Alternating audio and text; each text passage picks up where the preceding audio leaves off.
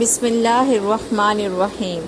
السلام علیکم فرینڈ، آج ہم آپ کے ساتھ قسمتوں کے کھیل کی قسط نمبر 6 شیئر کریں گے۔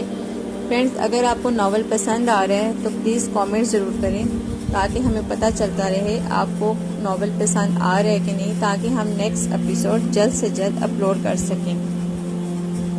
اگر آپ نے اس کی پچھلی قسطیں نہیں دیکھی، نہیں سنی تو آپ اس چینل پر جا کر سن سکتے ہیں۔ اسی وقت بندیا کچن میں داخل ہوئی۔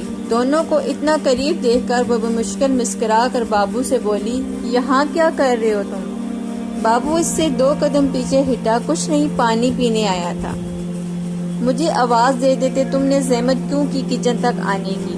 بابو للچائی ہوئی نظروں سے بختی کی طرف دیکھ کر بولا، کبھی کبھی زحمت کرنا اچھا لگتا ہے۔ بابو تو کچھ دیر بعد چلا گیا، لیکن حالت دیوی اور بندیا نے بختی کی وہ ناقابل برداشت تھی۔ نمل کو گھر سے غائب ہوتے 3 دن گزر گئے تھے۔ حافظ صاحب ابھی تک ہسپتال میں ہی تھے۔ بیٹی کا غم ایسا لگا ان کو کہ وہ بستر سے ہی نہ اٹھ سکے۔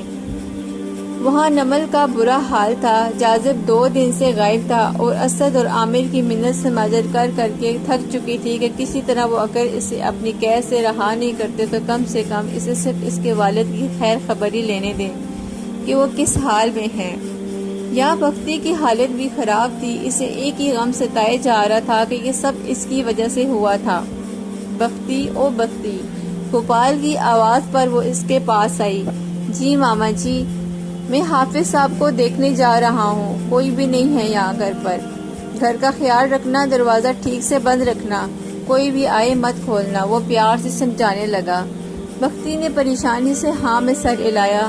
تو پریشان نہ ہو، میں پیچھے سے تالا لگا جاتا ہوں، آ کر کھول لوں گا، فکر نہ کر، میں جلدی آ جاؤں گا، وہ اسے تسلی دے کر گئے۔ بختی گھر کے سارے دروازے کھڑکیاں بند کر کے بیٹھ گئی۔ جو دروازہ گوپال لا کر کے گیا تھا اسے بند نہیں کیا کہ وہ آ کر باعث کھول لیں گے۔ گوپال کے جانے کی کچھ ہی دیر بعد ڈور بیل بجی۔ بختی نے گیٹ کے پاس جا کر پوچھا، کون؟ باہر بندیا کی آواز آئی تھی، کھول دروازہ، میں ہوں بندیا۔ بختی نے جیسے ہی جلدی سے مین گیٹ کھولا تو کوئی ایک دم سے اسے دھکا دے کر اندر آیا۔ بختی بوکھلا کر دھکا دینے والے کو دیکھنے لگی، وہ بندیا نہیں کوئی اور تھا۔